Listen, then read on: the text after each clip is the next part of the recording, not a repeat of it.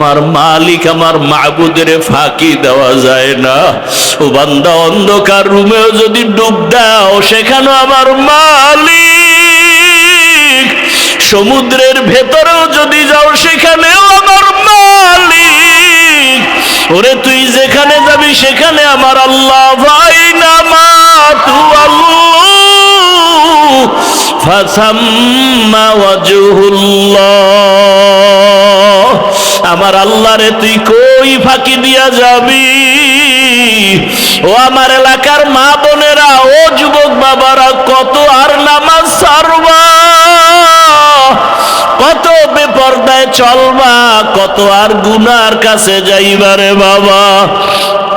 আল্লাহর কোরআন মিথ্যা মনে করিও না, ওলামায়ে কেরামের কথা ফালাইয়া দিও না।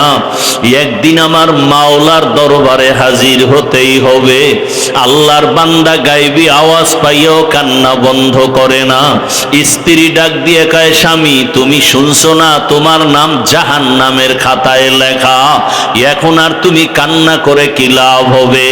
আল্লাহর বান্দা ডাক দিয়ে কয়, বিবি বলো, ওই আল্লাহর দরজা ছাড়া আর কোন দরওয়াজা আছে নাকি বলো? অন্য কোন দরওয়াজায় গেলে আমি পবিত্রতা অর্জন করতে পারবো। স্ত্রী বলে, না না না। আল্লাহর বান্দা বলে, যদি দরজা একটাই থাকে আমি আর এই দরজায় আর সিয়ার ফিরিয়া যাব না, এই দরজা ছাড়বই না।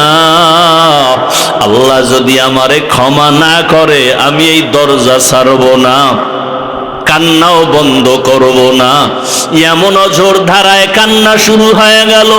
আবার কান্না করে, ও দয়ার মালিক, দয়া করে আমারে মাফ করে দাও, আর গুনাহ করব না, জাহান্নামে যাব না রে আল্লাহ।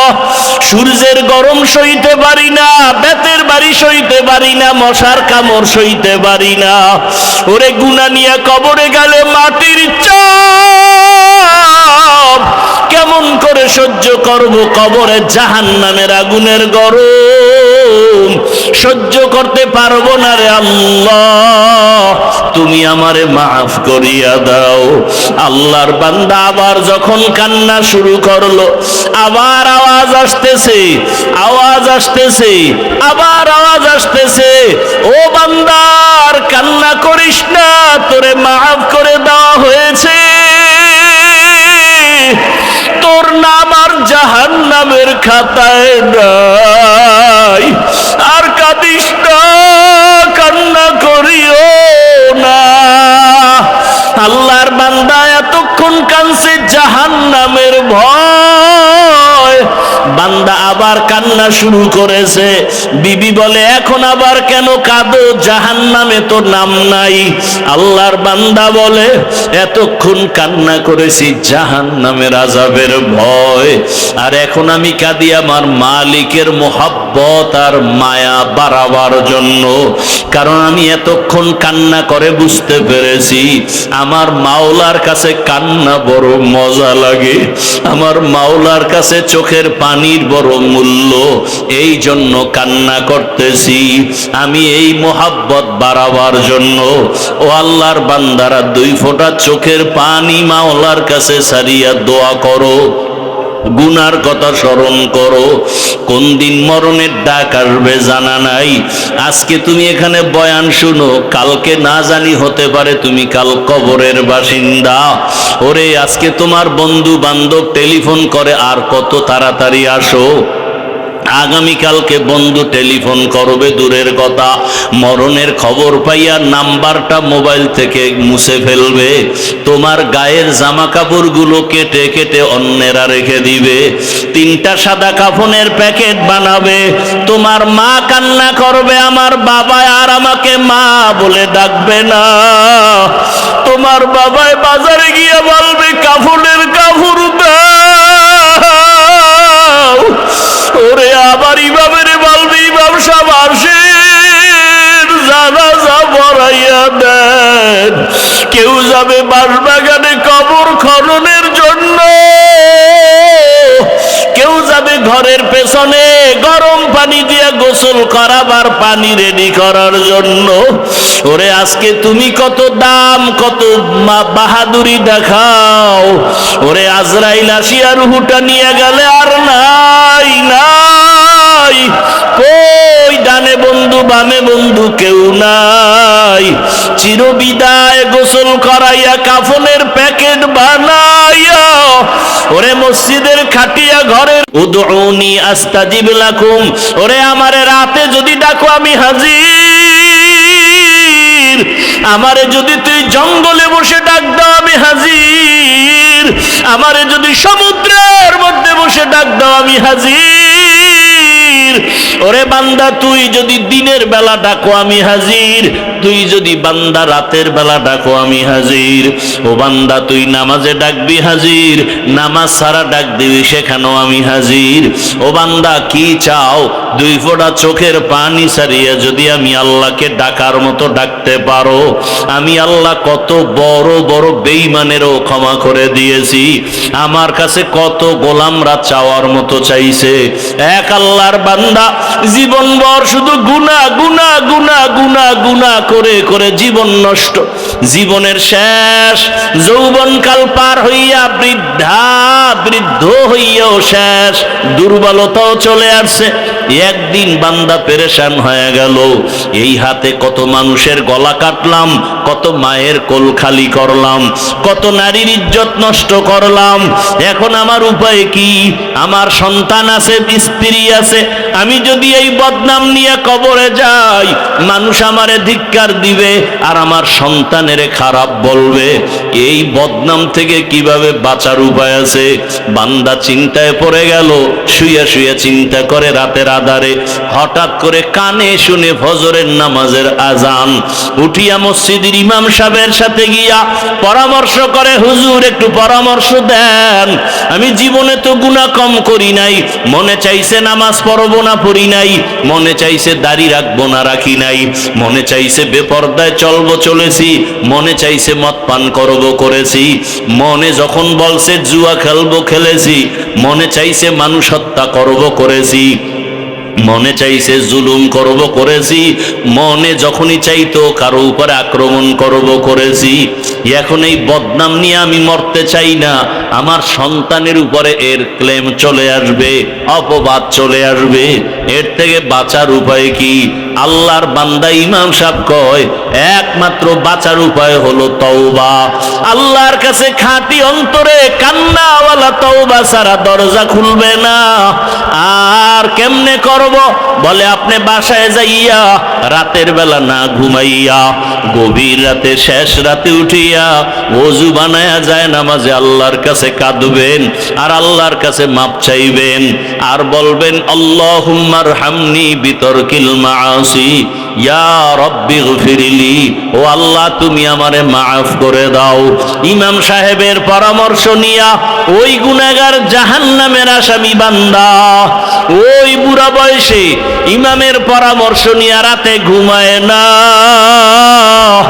এক এক রুমে সন্তানেরা ঘুমায়, স্ত্রী ঘুমায়, ওই বান্দা গভীর রাতে একা একা উঠিয়া ওযু বানাইয়া অন্ধকার একটা রুমের মধ্যে গিয়া একা যায় নামাজ বিছাইয়া চোখের পানি ছেড়ে সেজদায় গিয়া কান্না শুরু করছে আর বলে, ও দয়ার মালিক,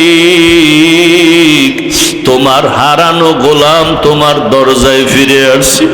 ও আল্লাহ, আমার মতো গুনাহগার কেউ নাই। ও আল্লাহ, জীবনে কত পাপের কাজ করেছি, গুনার কারণে আমার হাত না পাক, আমার চোখ না পাক, আমার জিহ্বা না পাক, আমার অন্তর না পাক। গুনাহের কারণে আমার জিন্দেগি নাপাক হয়ে গেল। গুনার কারণে এখন আমি যেদিকেই তাকাই দেখি জাহান্নামের আগুন। আমার জাহান্নামের আগুন ছাড়া কিছুই দেখি না। ও ও আল্লাহ, আমার মতো খারাপ মানুষ এই দুনিয়ায় বোধহয় নাই। মায়ের সাথে কত বেয়াদবি করেছি, বাবার সাথে কত বেয়াদবি করেছি, এই জীবনে স্ত্রীর সাথে কত জুলুম করেছি, সন্তানের উপরে কত জুলুম করেছি, প্রতিবেশীর উপরে কত জুলুম করেছি। ও আল্লাহ, অন্যায় ছাড়া কোনো ভালো কাজ আমার নাই। জীবনে কত নামাজ ছাড়লাম, দাড়ি কাটলাম, বেপরদায় চললাম। ও আল্লাহ, তোমার প্রিয় বান্দাদের বিরোধিতা করলাম, কোরআন হাদিসের বিরোধিতা করলাম। ও আল্লাহ, আজকে আসছি আর এখান থেকে যাব না। ও আল্লাহ, তুমি আমার একটু রহমতের দরজা খুলে আমাকে মাফ করো। আমি আর গুনাহ করব না, আর নামাজ ছাড়বো না, দাড়ি কাটবো না, বেপরদায় চলবো না। আল্লাহর বান্দা চোখের পানি ছেড়ে এমন ভাবে কান্না শুরু করেছে। আল্লাহর বান্দা কান্দে আর বলে, আল্লাহ তুমি দয়া করে মাফ করে দাও। হঠাৎ করে একটা গায়েবী আওয়াজ, ওই বান্দার কান্না বাড়তে বাড়তে বাড়তে বাড়তে এখন অচেতন অবস্থা। এমন কান্নার ঢেউ, সমুদ্রের মতো কান্নার তুফান। এক পর্যায়ে তার কান্নার আওয়াজে ঘরের সবাই সজাগ হয়ে গেল। সবাই শুনে কান্নার আওয়াজ, স্ত্রী দেখে বিছানায় নাই, কোন রুমে কান্না করে। একটা জোরে গাইবি আওয়াজ আসছে, বান্দা তুই যতই কান্না করো তোর নাম জাহান্নামের খাতায় লেখা হয়ে গেছে, কান্না করে কোনো লাভ হবে না। আল্লাহর বান্দা এই আওয়াজ কানে শুনিয়া আগের তুলনায় কান্নার আওয়াজ আরো বাড়ায় দিল, আরো বেশি বেশি কান্না করে। ও আল্লাহ, তুমি এত বেজার, দুনিয়াতে মা বাবা ভাই বোন কেউ আমার না, ওই কবরে একা যেতে হবে। ও আল্লাহ, তুমি ছাড়া আমার কেউ নাই, তুমি আমার আসল মালিক। আল্লাহর মোহাব্বত অন্তরে এমন ভাবে জমাইয়া কান্না শুরু করলো। ও আল্লাহ, তুমি আমার সামনে হাজির, তোমারে ফাঁকি দেওয়া যায় না, তোমারে গোপন করে কিছুই করা যায় না। আমি যেদিকেই দেখি তোমারে ছাড়া কোনো রাস্তা নাই। আল্লাহু হাজিরি, আল্লাহু নাজিরি, আল্লাহু শাহিদি, আল্লাহু মাই। ওরে মাকে ফাঁকি দেওয়া যায়, বাবারে দেওয়া যায়, ছেলেরে দেওয়া যায়, স্ত্রীকে দেওয়া যায়। ভাইরা আমার, ওই জাহান্নামী নারী গুনাহগার মাথায় ওড়না লাগাইয়া চলতেছেন, আর আমার মুসলমানের ঘরের মায়ের মাথায় ওড়না নাই, আমার বোনের মাথায় ওড়না নাই। ওড়নাওয়ালারা ওড়না বানাইছে মাথায় পরার জন্য, আর এরা গলায় পরে ফ্যাশন। ঠিক নি? যেই ঘরের মা মাথায় দোপাট্টা লাগায় না, ওই ঘরে রিজিকে বরকত হয় না। ওই মহিলা ওড়না খুলছে আর পায়ে ছিল মুজা চামড়ার, ওই মুজার সাথে গিরা লাগায় পানি উঠাইয়া কুকুরের দৌড়ায় গিয়া পান করাইয়া দিছে। সাথে সাথে গাইবি আওয়াজ, ডাক দিয়া বলা হয়, রে আল্লাহর বান্দি, তুই জীবনে যত গুনাহ করেছো, এই সামান্য একটু ভালো কাজ করার কারণে তোর সব গুনাহগুলো ক্ষমা করে দেয়া হয়েছে। তাহলে কুকুরকে পান করানো এটা বড় আমল না, ছোট, কিন্তু আল্লাহর কাছে ভালো লাগছে, কাম হয়ে গেছে। তাহলে মূল বিষয় কি? আমি নামাজ পড়ি, রোজা রাখি, জিকির টিকির যাই করি, মূল মালিকরে রাজি করা। মালিক যদি রাজি হয় তো শেষ। বাদশাহ হারুন রশিদের নাম শুনছেননি? বাদশাহ হারুন রশিদ জগৎ বিখ্যাত একজন ওলিয়ে কামিল, আবার রাষ্ট্র পরিচালনা করে।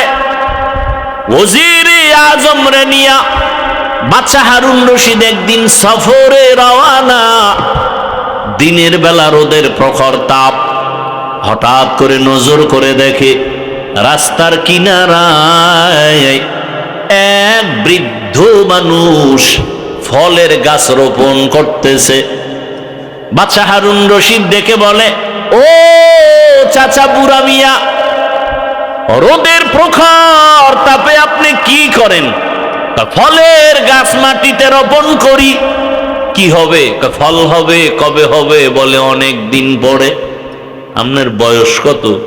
কয় কত 60-এর উপরে। মরণ মরণ এক চিন্তা মাথায়।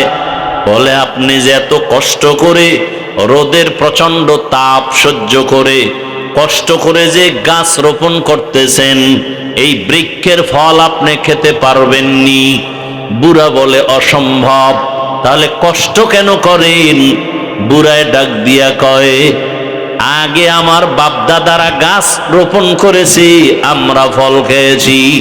আমরা রোপণ করব, আমার পরবর্তী সন্তান নাতিরা ফল ভোগ করবে।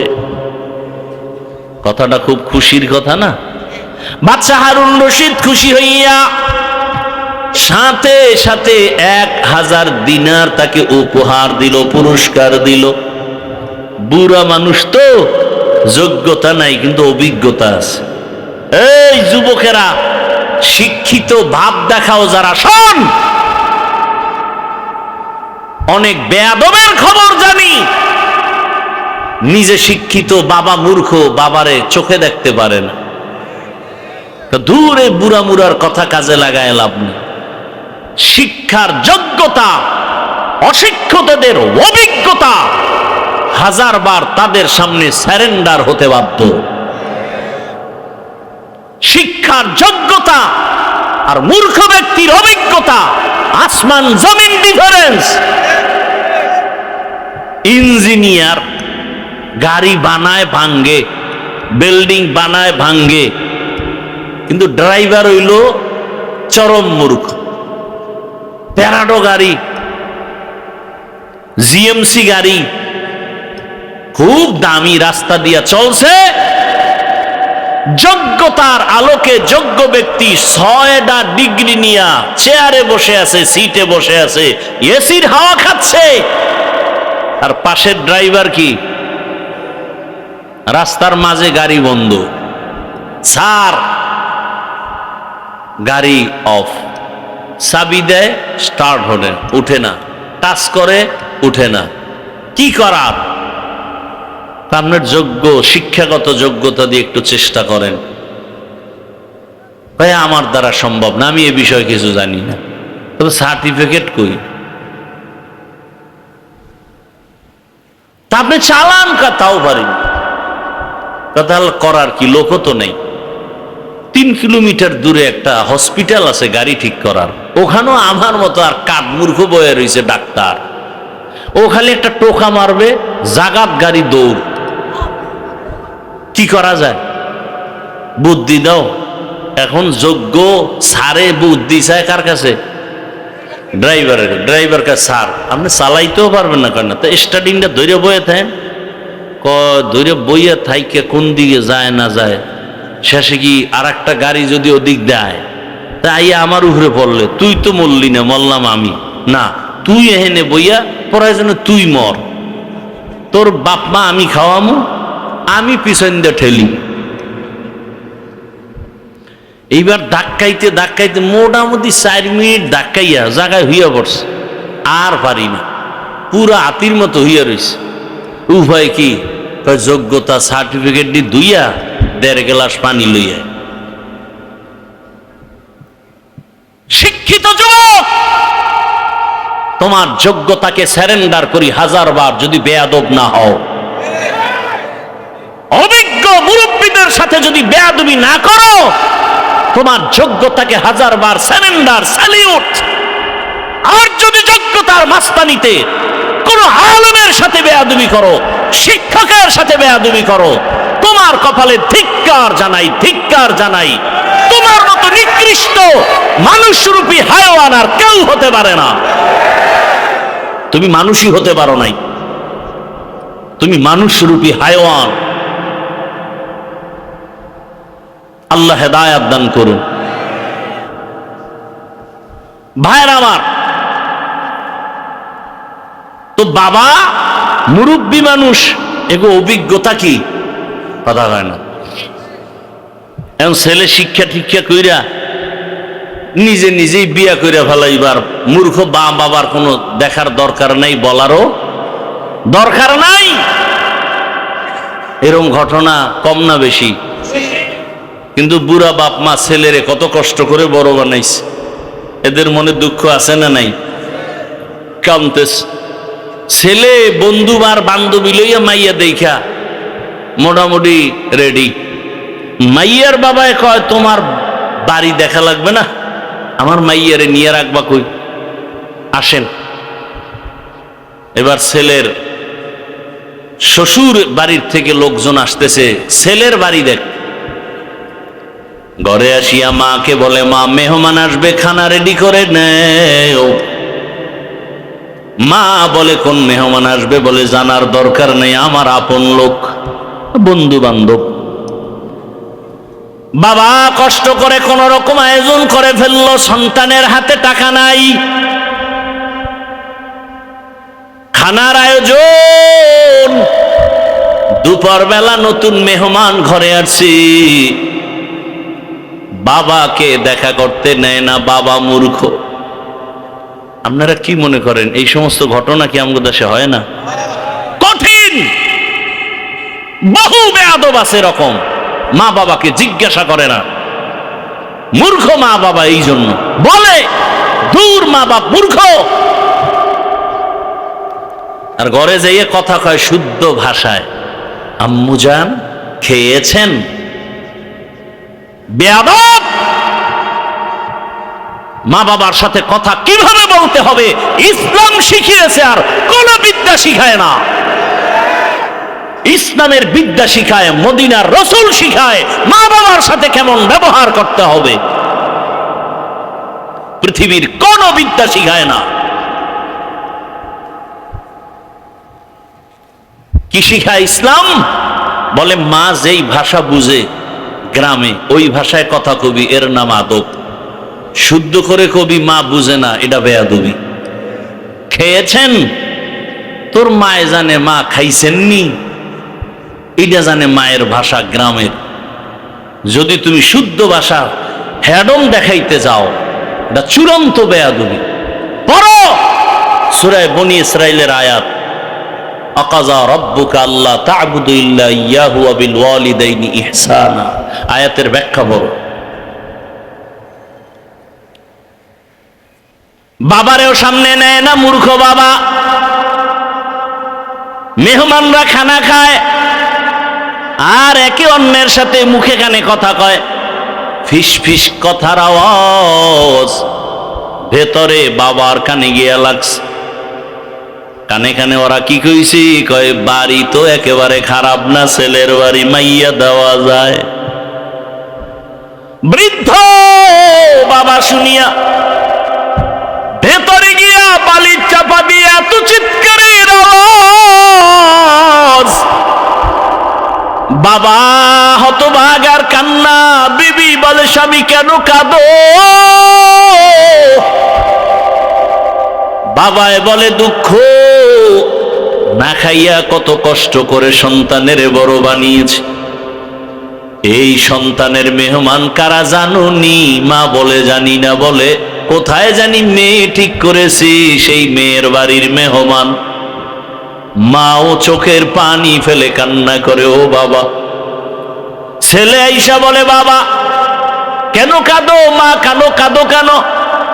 মা ডাক দিয়া কয়, বাবা এক ফোঁটা দুধের ঋণ কেবলে আদায় করবি? ওরে তুই পরীক্ষার হলে গেছো, আমি মা ঘুমাই নাই, আল্লাহর কাছে দোয়া করেছি, আল্লাহ আমার সন্তানকে পরীক্ষায় সফলতা দান করো। আজকে তুই বিয়ে করবি, আমরা জানবো না, আমি মা বরদাস্ত করতে পারি না, আল্লাহ তোরে হেদায়েত দান করুক, এতটুকুই বলি। এখন অন্তরের মধ্যে একটু ধাক্কা লাগছে, মেহমান চলে গেল, আর বলেছে কোনো মূর্খ ব্যক্তি আমার বাড়ি আনা যাবে না।